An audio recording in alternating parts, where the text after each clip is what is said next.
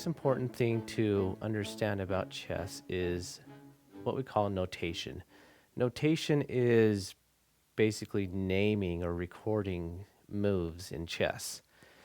So, if we're going to keep track of how a chess game was played, or if we're going to record that game, we have to call it something. So, when we're keeping track of how pieces move, every space on this board has to have a name. And we name it according to in a grid-like thing. You may have seen this in other places, but the chessboard has something very similar, or to like a map or something. But the way we keep track of the different squares on the chessboard is by labeling them like this. First, along the rank, we label them with a letter. And if the white side is facing you, it always starts with the bottom left-hand corner of the white is where it starts. This is the letter A, B, C, D, E, F, G, and H. And going from this bottom left-hand corner to the top, we have 1, 2, 3, 4, 5, 6, 7, and 8. So the notation for the square that this castle is in is A1. This castle over here is in H1. This castle right here is in A8. And that's how we keep track of it. Now, if a piece is going to move, this is how we notate how it moved.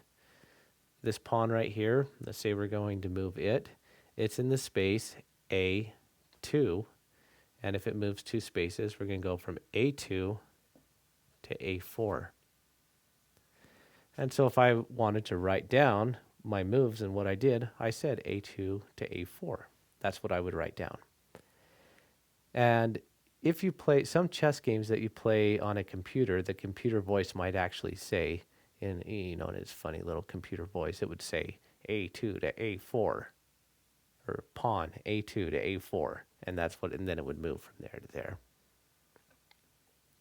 Another example for this horse is in B1. If it was going to move, it would, jump over because it's so cool. It's the only piece that can do that.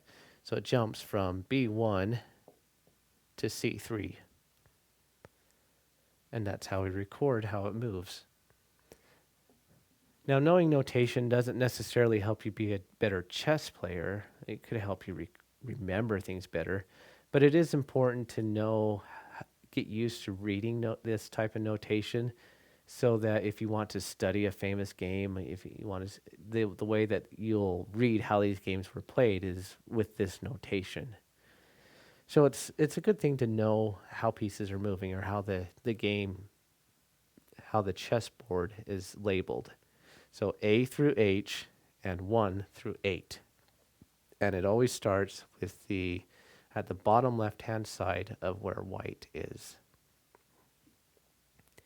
Now, one other interesting thing to note about notation in chess is that in addition to the label of the square, each square has its own unique label.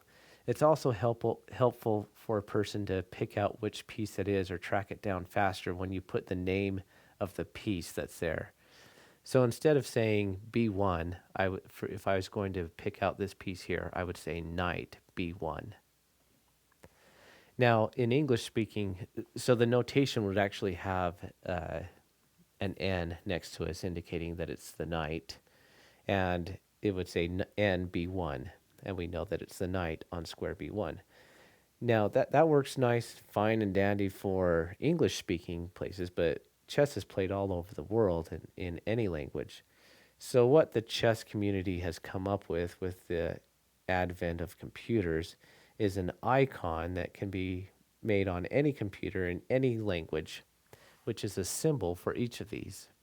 So the knight has a symbol that looks like this, and it would say this knight symbol B1. And the notation for moving from B1 to C3 would look like this. So your activity today is really to just get used to how the chess pieces move. And the best way to do that, I have found, is to use a computer chess game. Um, chess is really a game to play with people. It's kind of fun to play against a computer, but I think it's a people game. You like strategy with people. But to learn how the pieces move, I think a a computer game is a little bit more helpful.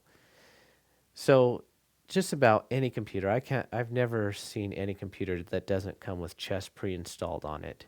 Macs, PCs, all of them have chess pre-installed on it. So go to your computer and see if you can find it, pull it up. And the neat thing about chess on a computer is if once you pick a piece, it will tell you that it usually gives you an option to ask for a hint, and it will light up the squares where that piece has an option of moving to. So let's say, for example, we have a scenario like this, and we want to know what we can move. This, I could click on the horse and say where can it move, and it would light up these two squares, or that square right there. It would give me three options. This bishop right here, if I clicked on that, it would light up all of the squares all the way to here. Oops. So it would tell me that I have the option to move to any one of these squares through there. So that's what I'd like you to do for this week is really just to get used to how the pieces move. And I promise you after this game or after this lesson, you're going to start getting into the meat of it that's really going to make you a better chess player. Because what you've learned right in these first two lessons is how to set up the board and how to move the pieces. And that's really about what 90% of the people know about chess. And everybody just plays chess with the first two lessons that I've given you so far. After this, you're going to start learning the fun stuff that really gives you strategy and tools that really make chess fun in my mind. But for now, we have to know how the pieces move. So go to your computer and find that chess game on there and just play a few games so you can get used to how chess pieces move. Don't worry about winning. We're in the experimental phase. Winning is just a step on your losing is just a step on your way to winning. So don't stress yourself out. Don't play hours trying to win it. Just don't plan on losing. Just get used to how the pieces move.